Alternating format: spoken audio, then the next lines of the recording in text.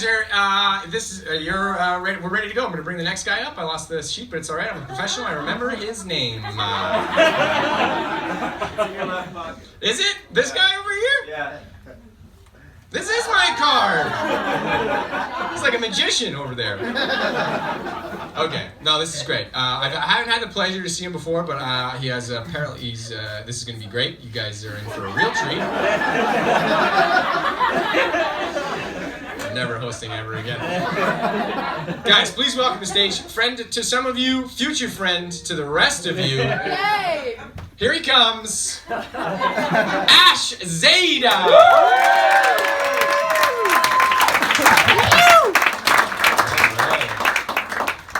So, I have a 16-month-old daughter, and we just found out that we have another one on the way. So,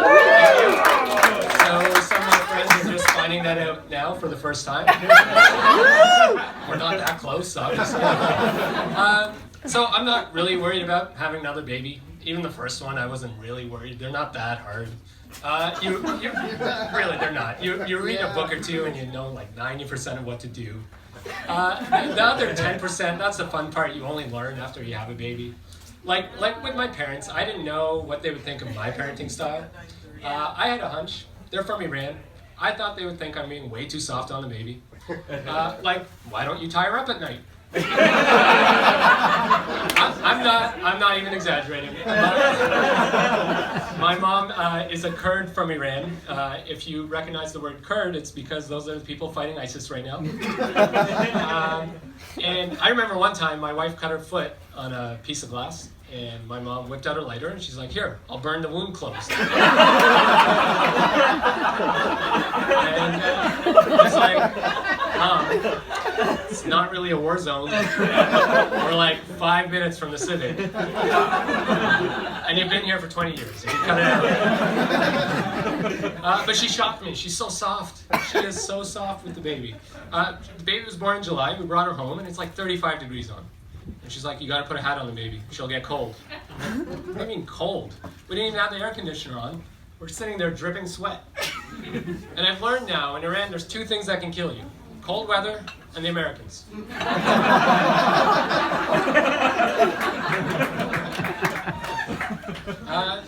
The thing that was the hardest to learn, that I couldn't find in the one book I read, and I really didn't feel comfortable Googling it, is how you clean a girl's baby vagina. How do you clean a baby vagina? You can't find this in any book. And I didn't want to Google it. Not even from the library. Like those. So, I had to learn it the hard way, but now that I know, I want to teach everyone who doesn't know. And it's really easy. You just need a short sleeve shirt, and you do this to your arm, and you see this crease? That's a baby vagina. And what you want to do is get some Dijon mustard and just give it a healthy squirt. And it's important you use Dijon because you need things to stick to the skin, not regular mustard. And then you want to line up like 2 to 8 baby wipes. You'll probably need them all. And the most important part, and every woman in here will tell you it's true, you have to wipe front to back. Front to back. Back to front. Yeast infection. Now you know. But now that I've done it like a million times, I'm kind of happy we have a daughter. My friends have little boys, and I've seen them change their boys, and you have to lift things and it's like a joystick, and you got to get in there. With a little girl, it's just and you're done. That's it. Now that she's older and running around and independent, I find I yell all sorts of shit I never thought I'd have to yell. Like the other day, I was watching her and I was like, "Hey, if you're gonna spit, do it on the hardwood, not the carpet." And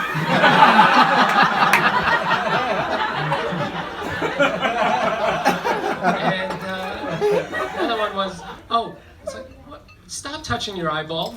I don't know why. I don't know. She doesn't know. She just looks at me and touches her eyeball. And then my favorite is, "Hey, your finger doesn't go in there." Which I've yelled before, just not at a baby, So besides that, there really isn't much else to know. I don't get worried about kids. I don't get nervous. My friends have kids, and they're worried about all sorts of things. Every noise, every movement, every milestone. Like, oh, why isn't he grabbing yet? Is she drinking too much water? Why isn't he walking? The walking thing, I never got. I don't get it. Everyone eventually learns to walk. Like, we've been walking upright for 7 million years. I don't think your kid's gonna ruin it for our species. Like, I can't tell who in here started walking first. The thing everyone should be worried about, but no one is like, which one of our kids is gonna be a murderer? Like, if you think about it, statistically, one of our kids has to be a murderer. We're not immune. Some of them come from good homes, so I'm really sensitive to this. Like, when we have play dates, I watch the kids. I'm trying to pick it out, and you think it's simple. Like, there's this one kid who will like push the other ones and like stomp on their heads. Like, maybe, like, he seems violent. Then there's a shy kid who seems normal, but the parents hate each other. Maybe they learn it from their parents. I don't know. But then there's this one kid. Doesn't play with the other kids. Just stares at me. Just kids running around doing things. And I pretend to have conversations with the parents, and I just do this. And every time I look, it's just. The problem with this kid is she's mine. Obviously, I'm exaggerating. I don't think she's a psychopath yet, but she does terrify us. She's going through a phase right now I call the Chris Brown phase, where she. Let me finish. Maybe she can dance. You don't know. She can. She'll come up to you with a smile. And she slaps me across the face and then hugs me right away. And says, Dada. I don't know what to think. I don't know if she hates me or loves me. And it's gotten so bad when she comes up to us, me and my wife do this. Wax off. So if you have any takeaways from tonight, it's front to back and take self-defense. Thank you.